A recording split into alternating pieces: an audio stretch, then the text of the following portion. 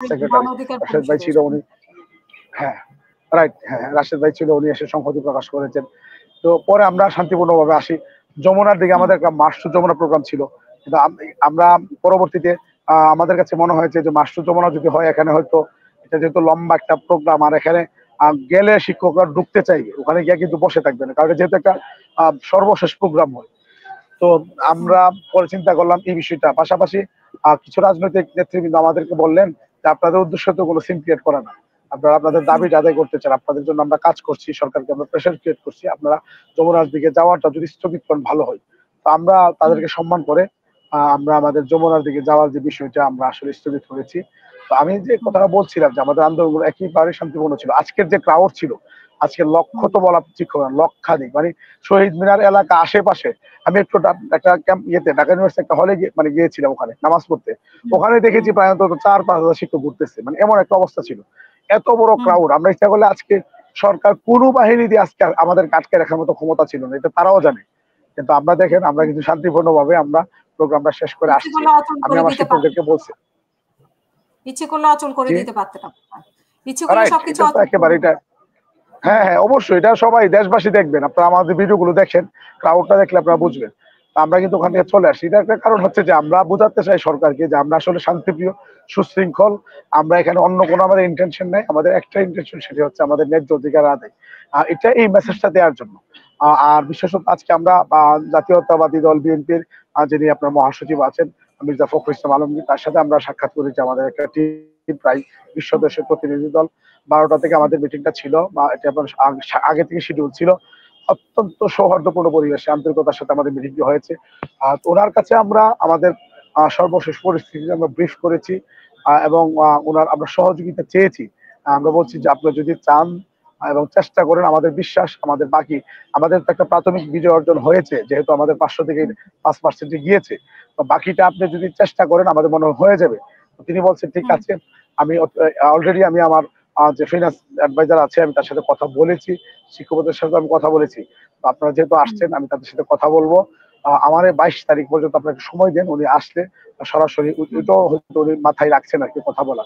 তো সব মিলিয়ে উনি আমাদের কাছে, আমরা যখন ওনার সহযোগিতা চেয়েছি উনি সহযোগিতার পূর্ণ আশ্বাস দিয়েছেন।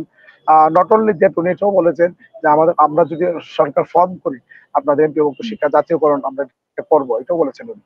তো ওনার এই বক্তব্যকে আমরা সাধুবাদ জানাই। গতকাল ওনার একটা বিবৃতি দিয়েছেন, যদিও বিবৃতির শেষ অংশ নিয়ে আমাদের একটা ইয়ে ছিল, আমাদের আপত্তি ছিল, কিন্তু প্রথম অংশটি ছিল অত্যন্ত সুন্দর। ওনারা আমাদের যৌক্তিক দাবির সাথে নীতিগত ভাবে তারা একমত, তো এটাকে আমরা সাধুবাদ জানিয়েছিলাম। এটা নিয়ে রিপোর্টও হয়েছে মিডিয়ায়। তো উনি আমাদেরকে অনুরোধ করেছেন যে আপনারা কোনো ভায়োলেন্স এই জাতীয় কোনো প্রোগ্রাম করবেন না, কারণ দেশ একটা নির্বাচনের দিকে যাচ্ছে। এখন যদি একটা ভায়োলেন্সের যে কোনো কারণে নির্বাচন পিছিয়ে যেতে পারে, নির্বাচন পিছিয়ে গেলে কি হবে, একটা কালো অধ্যায় নেমে আসে কিনা ওনার শঙ্কায় আছেন আসলে। তো পরে আমরা বলছি ঠিক আছে, আমি আমার নেতৃবৃন্দের পক্ষ থেকে আপনাকে আমরা প্রতিশ্রুতি দিচ্ছি, আমাদের শিক্ষকদের পক্ষ থেকে এমন কাজ হবে না যে কাজের মাধ্যমে সরকারের ইমেজ ক্রাইসিস তৈরি হবে অথবা আপনাদের নির্বাচন পিছিয়ে যাবে। এটা হবে না, আপনাকে আমরা সেই প্রতিশ্রুতি দিচ্ছি এবং আপনার জন্য আমরা অপেক্ষা করব। উনি পরে বললেন ঠিক আছে। আমি পরে ওনাকে বললাম যে আজকে যে মিছিলটা এটা তো আগে থেকে ডিজাইন করা, এটা আমরা পিছাতে পারবো না বা ক্যান্সেল করতে পারবো না, এটা অলরেডি মিডিয়াতে চলে গেছে। আজকের প্রোগ্রাম আমরা করবো, but it will be peaceful, আমরা খুব শান্তিপূর্ণভাবে করবো। তো উনি বলছে ঠিক আছে করেন, ভায়োলেন্সটা যাতে না থাকে। আমি শেষ মানে প্রেক্ষাপটটা আপনাকে বলি, এরপরে আপনার প্রশ্ন আমি করেন, সমস্যা নেই। তো আমরা আজকে কিন্তু প্রোগ্রামটা করে আসছি। তো আমি যে কথাটা বলছিলাম যে আমরা কিন্তু একেবারে শান্তিপ্রিয়। এখন শান্তিপ্রিয় মানুষ যখন বিদ্রোহী হয়ে উঠে তাদেরকে কিন্তু আসলে নিয়ন্ত্রণ করা যায় না। আমরা যদি ধরেন যেই সিচুয়েশনে গিয়েছে বিষয়টা, এখন আপনি জানেন মিডিয়ার কল্যাণ সব রাজনৈতিক দল কিন্তু চলে এসেছে। আপনার ডাকসু থেকে ধরে আপনার বিশ্ববিদ্যালয়ের নেটওয়ার্ক ফর্ম। ইন্টারেস্টিং একটা বিষয় ঘটেছে, সেটি হচ্ছে প্রাইমারিদের 6টি শিক্ষক সংগঠন ওই দিন একাত্মতা ঘোষণা করেছে, প্রাইমারি শিক্ষকদের, সহকারী শিক্ষকদের। তারা বলছেন যে আপনাদের এই দাবি মানা না হলে প্রয়োজন আমরা প্রাইমারি স্কুল বন্ধ করে দিয়ে আমরা এখানে চলে আসবো। আজকে যে সাদিক কেম এসেছিল ডাকসু বিপি, তো সে বলে গেছে যে আমাদের 40,000 শিক্ষার্থী, আমরা প্রয়োজনে সবাইকে ডাকসু যা যেগুলো নির্বাচন হয়েছে আর কি, চাকসু, আমরা একসাথে সবাইকে নিয়ে নামবো। তো পরিস্থিতিটা কোন দিকে মন টার্ন করছে এটা সরকারকে বুঝতে হবে।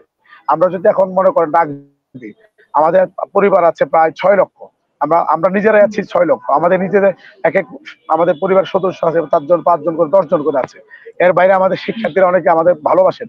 আমরা যখন বলবো আমাদেরকে দেখে ওনারা চলে আসবে, আমাদের শিক্ষার্থীরা। অভিভাবকরা অনেকে আমাদেরকে পছন্দ করেন। ওনারা অনেকে হয়তো আসবেন। সব মিলিয়ে এখানে যে ক্রাউড হবে, এটা মনে করেন বাংলা মানে সরকারের যত বাহিনী আসে সবগুলো যদি মনে করেন ডেপ্লয় করে, সরকার কিন্তু আসলে এটাকে আপনার মনে করেন প্রতিরোধ করতে পারবে না। তো এটা সরকারকে মানে বুঝতে হবে যে আমরা